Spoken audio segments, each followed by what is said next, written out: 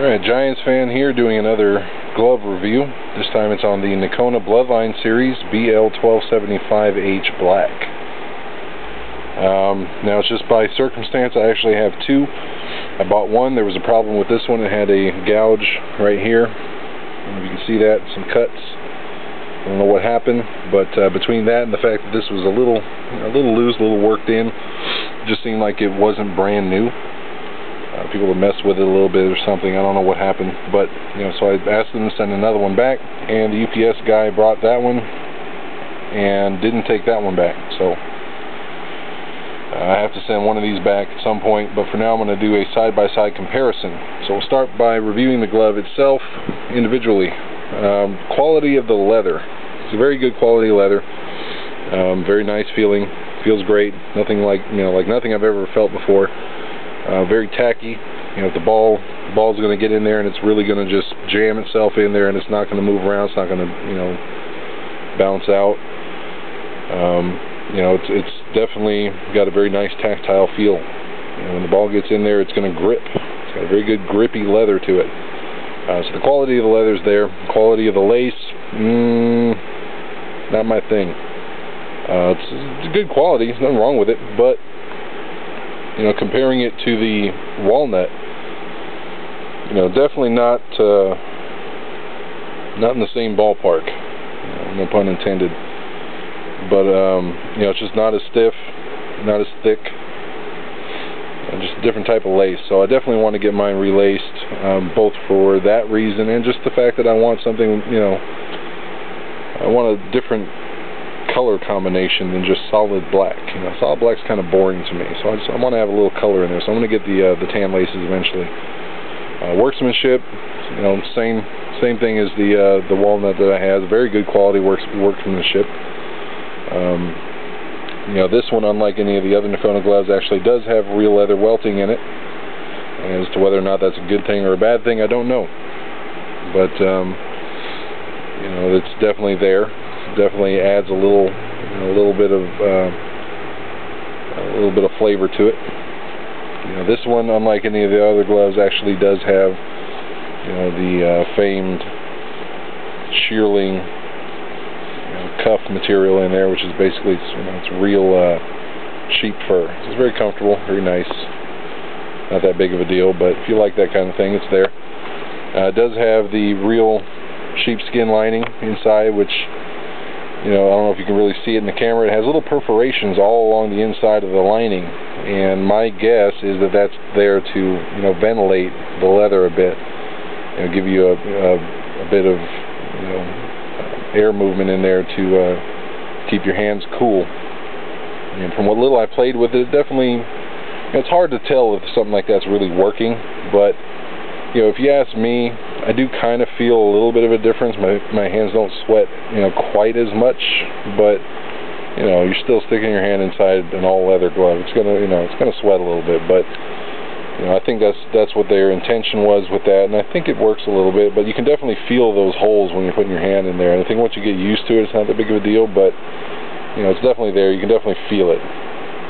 So me personally, I like the heart of the hide. The deer tan cowhide feel a little better, but it's solid, so there is no perforations in there for air to move around. So that could be a plus, could be a minus. It just depends on how you look at it. I like it, not that big of a deal. It feels good to me. It's just different. It takes some getting used to. Aside from that, still quality, very good quality mitt. Very hard, very stiff leather. Although this one, like I said, was a little bit softer, like it had been worked in a bit more than the one I got, which is, aside from the gouges, was one of the reasons why I sent it in. I told them I wanted a brand new glove, something that hadn't been messed with before, and so they did. They sent me this one. Now, this is why I kind of want to do the side-by-side comparison. Nokona's got, a bit of a stigma going on with their consistency issues. Now, this is kind of a proof to that. Now, if you look at this, look at the fingers here. Nice, smooth, straight, beautifully done. Just great. Nothing wrong with them. Now look at this one. This one's brand new. It looks like it's 3 years old.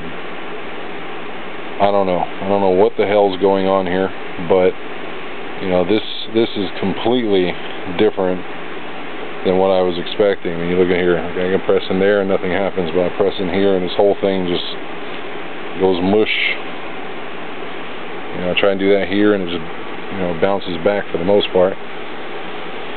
So I don't know what's going on here with that. I mean, look at that. That'll stay there the rest of the time we're doing this review. So, you know, consistency lacks here. You know, that kind of bothers me. You know, and that's probably one of the reasons why, you know, major league players don't use these very often, because, you know, they go through so many gloves that they need their gloves to,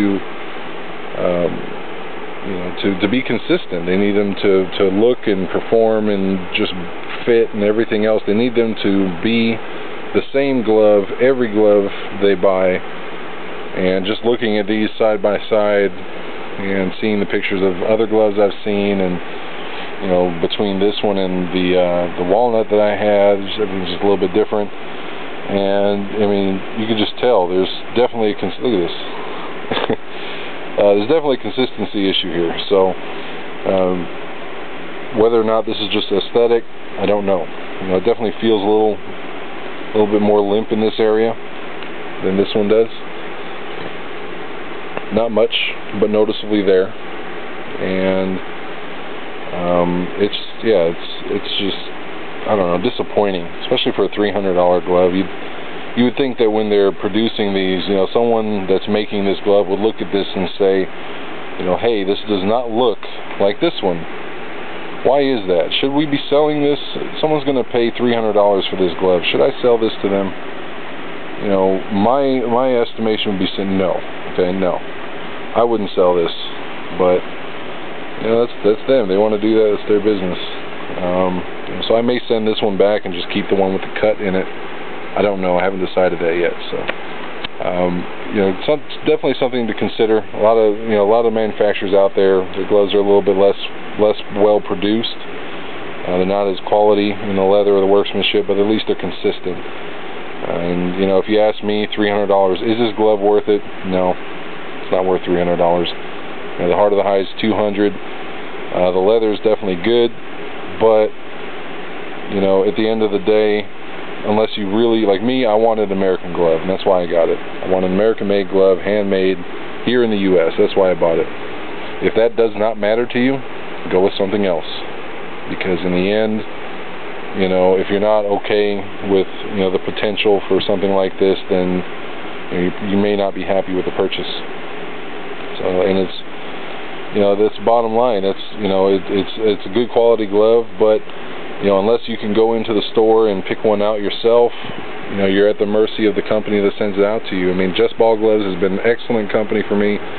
They've worked out, you know, very well. They've done everything they were supposed to do and then some. And they've been very good working with the return policy. So I've been lucky in that respect, but I'm not going to keep pushing it with them. And so that's pretty much it. But it's, you know, you're at their mercy when it comes to a mail order situation. So keep that in mind. With the Nokonas, you know, a lot less consistent than any other manufacturer out there. So, you know, be prepared. You may have to return it to get something that you want, you know, more in your style. So, aside from that, it's definitely a good quality glove. I like everything about it. You know, it definitely feels good. It plays well so far, even though it's not broken in. But you know, so that's pretty much it. And if you have any questions, feel free to send me a message, and I'll do my best to answer it. So that's it for the Nokona Bloodlines.